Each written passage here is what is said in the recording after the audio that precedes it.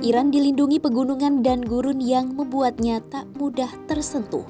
Selama ribuan tahun, wilayah ini sulit ditaklukkan bukan hanya karena kekuatan militernya, tapi karena alamnya sendiri.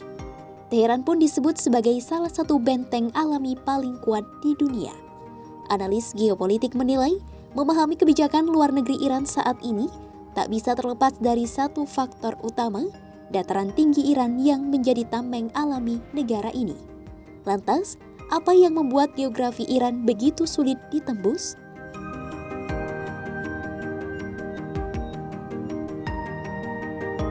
Penelitian berjudul The Iranian Forest karya Emil Afdaliani, pengajar sejarah dan hubungan internasional di Universitas Negara Tbilisi dan Universitas Negara Ilya, mengupas kondisi geografi Iran yang berperan penting selama bertahun-tahun. Dalam tulisannya, Emil menunjukkan geografi Iran menjadi kunci perilaku negara dalam hubungan internasional. Emil menyebut, pemimpin besar bisa digantikan dan perkembangan ekonomi bervariasi, namun yang tetap konstan adalah geografi. Hal itu seperti yang terjadi di Iran.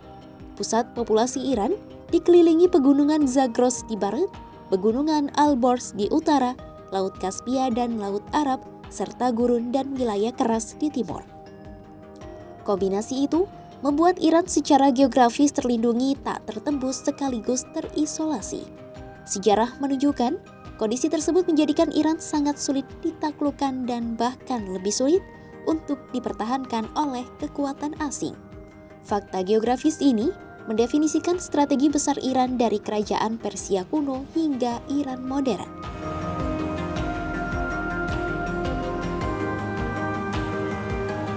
Pegunungan dan gurun Iran telah membuat negara ini hampir mustahil ditaklukkan dan kemudian dipertahankan.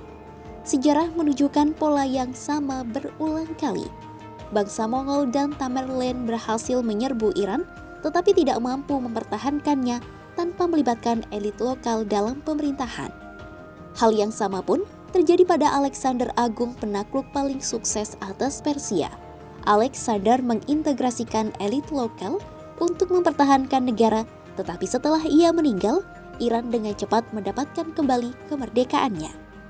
Namun meskipun geografis pegunungan dan gurun bisa memberikan keuntungan, namun kondisi ini juga membatasi kemampuan Iran untuk memproyeksikan kekuasaannya ke luar negeri. Bukan rahasia, orang Teheran aktif di beberapa wilayah mulai Georgia, Armenia, dan Azerbaijan modern hingga kedatangan Rusia pada akhir abad ke-18. Tetapi, keberadaan pegunungan, sungai dan lembah di Kaukasus Selatan telah membatasi potensi negara ini.